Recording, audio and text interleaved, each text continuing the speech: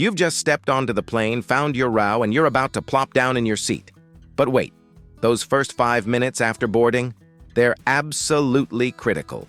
Seasoned travelers follow a precise routine that shapes their entire experience at 30,000 feet. Miss just one crucial step, and you could end up jet-lagged, dehydrated, or worse, stranded without your passport. This isn't just advice, it's a survival checklist flight attendants wish more people followed. Today, I'm revealing the 15 essential things you must do the moment you board.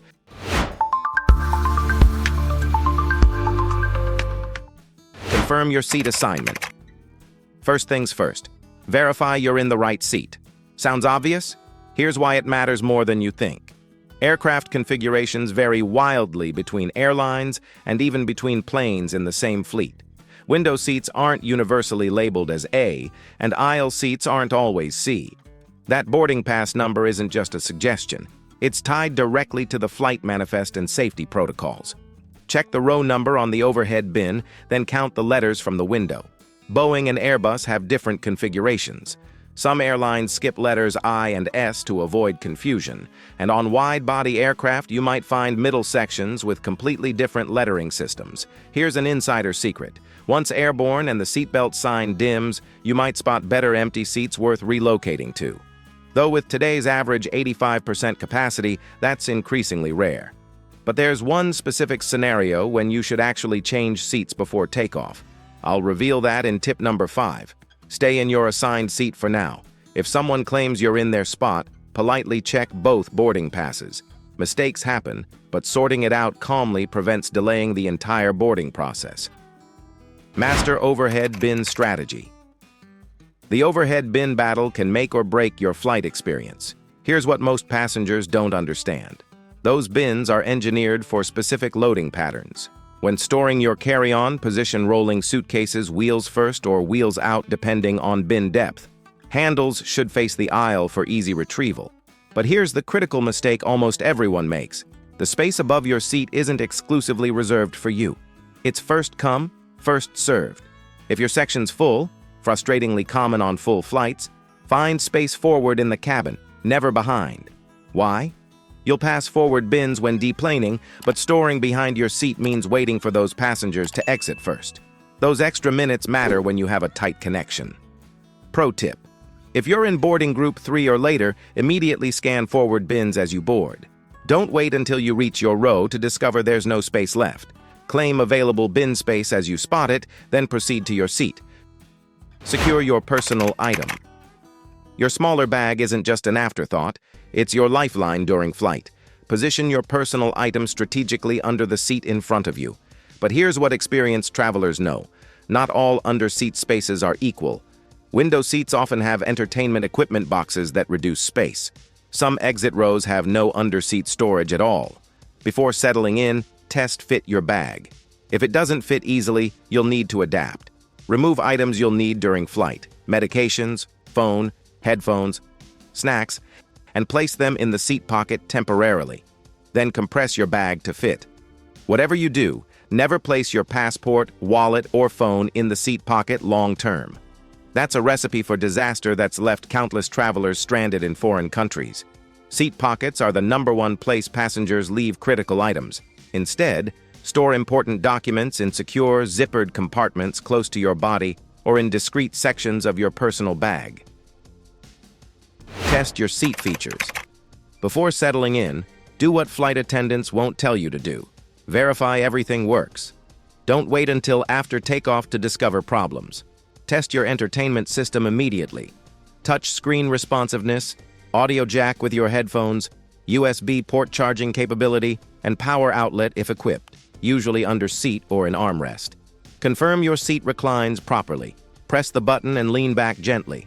If you feel resistance or hear grinding, stop immediately. Check your tray table. Does it lock securely? Is it clean? Does it have any cracks that could spill drinks? If something's broken, alert a flight attendant now. With flights routinely 80 to 90% full, replacement seats are scarce. But if alternatives exist, you want to claim one before another passenger with issues does. Here's the diplomatic approach. Don't demand a new seat. Say, "I've noticed my entertainment system isn't working." Are there any other available seats where I could move? Sometimes when economy is full but you've identified legitimate issues promptly, accommodating crew might even check for business class availability. Locate emergency exits. This isn't just about compliance, it's about survival. Take 30 seconds to identify all emergency exits. Don't just note the closest one. In an emergency, that exit might be blocked. You need options. Count the rows between your seat and the nearest exits both forward and back. In darkness or smoke, you'll navigate by feel, counting seat backs. Typically, you'll find exits over the wings, at the front, and rear of the cabin. But configurations vary dramatically.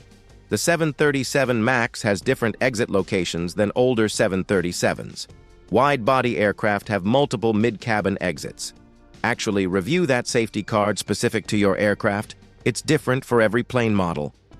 Now for that seat change secret I promised. If you're seated in an exit row but aren't comfortable with the responsibilities, assisting in emergencies, being able to lift 50+ pounds, understanding crew commands in English, now is the time to request a different seat. Airlines legally cannot allow unprepared passengers in these critical rows. Speak up before doors close. While you're security conscious, consider quickly sanitizing high-touch surfaces. Tray tables, armrests, entertainment screens, and safety cards receive minimal cleaning during 30-minute turnarounds. A quick wipe prevents picking up germs from hundreds of previous passengers. Check your life vest. This might sound excessive, but take 3 seconds to glance under your seat and confirm your life vest is present. These occasionally go missing, sometimes taken as souvenirs by previous passengers, believe it or not. Regulations require every seat to have one before takeoff. Simply lean forward slightly and look for the yellow package under your seat cushion. Don't remove or tamper with it, just confirm it's there. If missing, immediately press your call button. This isn't paranoia. It's basic safety verification that takes seconds, but could save your life. Adjust your air vent. After checking below, look above. Locate your personal air vent, that small circular nozzle that many passengers ignore. First, check if it's currently open or closed. Twist gently to test. Note the airflow direction and intensity. There's no universal right setting, but knowing your vent's current state prevents surprises later. Feel too warm after boarding?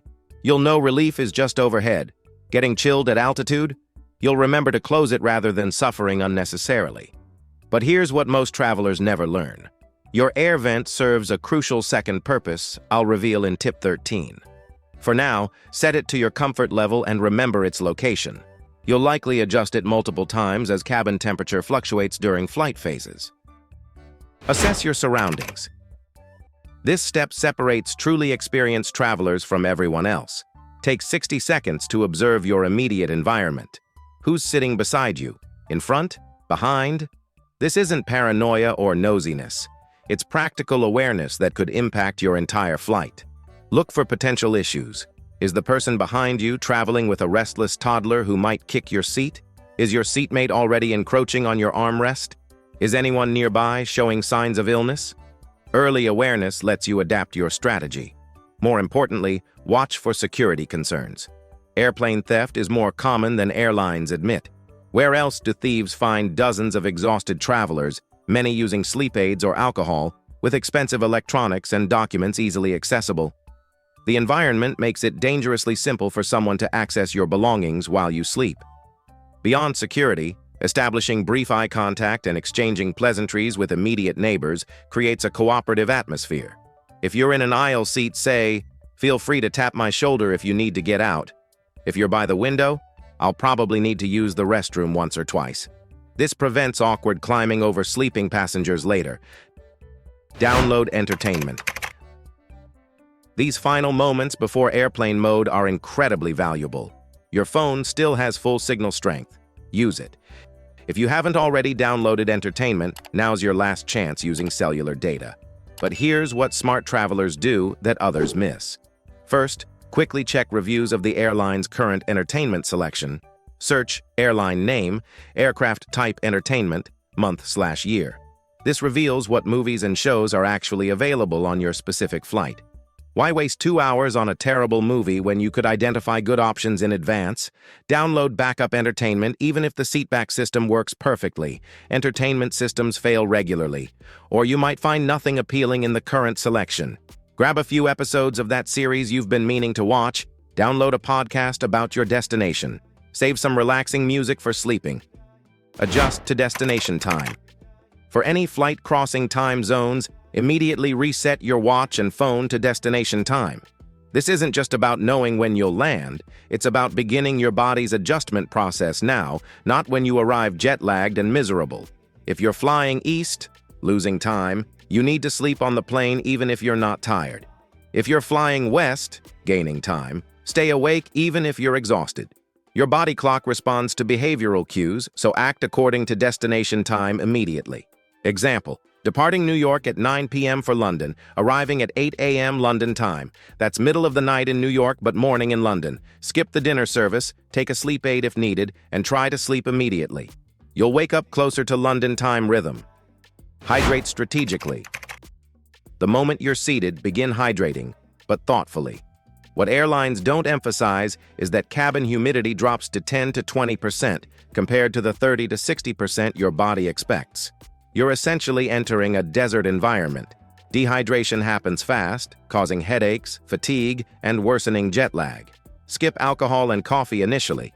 Both are diuretics that accelerate dehydration. When the beverage cart comes, ask for water first. But here's the pro strategy. Don't rely solely on service.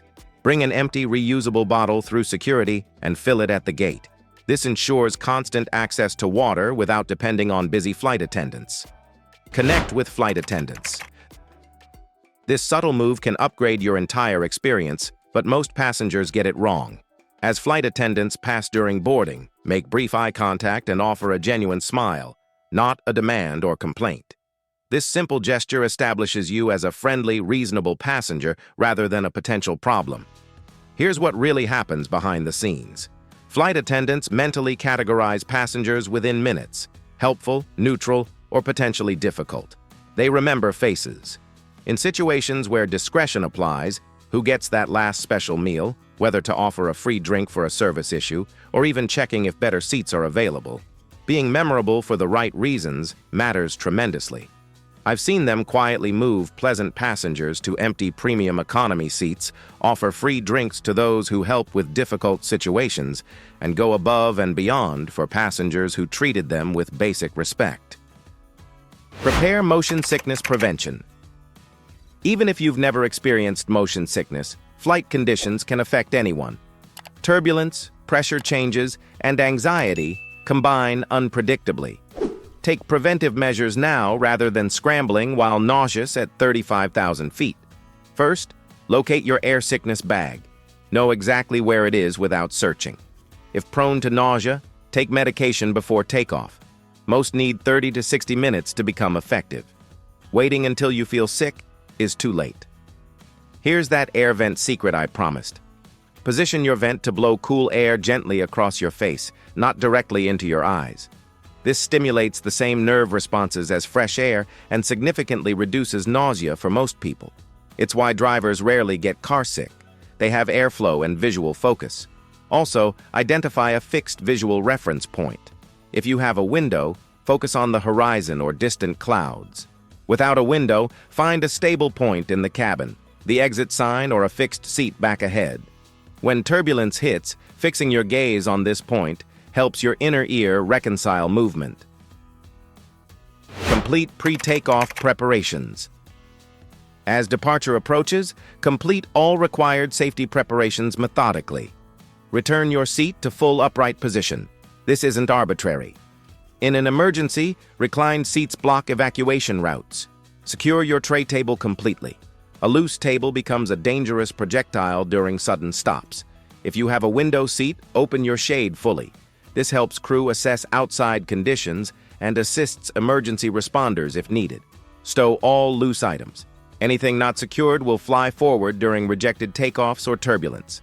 Fasten your seatbelt snugly across your hips, not your stomach.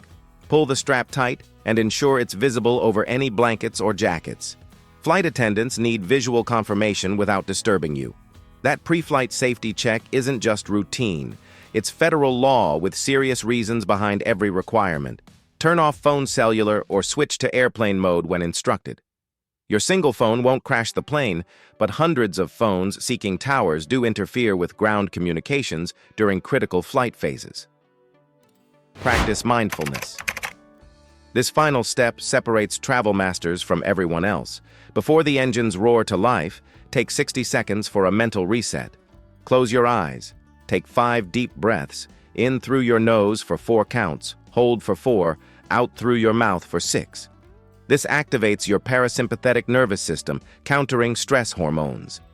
Set a positive intention for your journey. Visualize arriving at your destination, refreshed and ready. This isn't New Age nonsense, it's proven psychology. Studies show this simple practice significantly impacts how you physically experience the flight. Reduced muscle tension, lower cortisol levels, better immune response to recirculated air, and decreased jet lag severity all come from this 1-minute investment. As engines power up and you feel that first push back from the gate, you're fully prepared. You've maximized comfort, ensured safety, and set yourself up for the best possible flight experience. While others scramble and stress, you're calm and ready. So which of these steps have you been missing? What boarding rituals do you swear by? Drop your own tried and tested tips in the comments below. If you found this video helpful, please hit that like button and subscribe to Journey Tips for more travel insights like this. Share it with anyone who wants to master the art of stress-free flying. Thanks so much for watching, safe travels, and I'll see you on the next Journey Tips.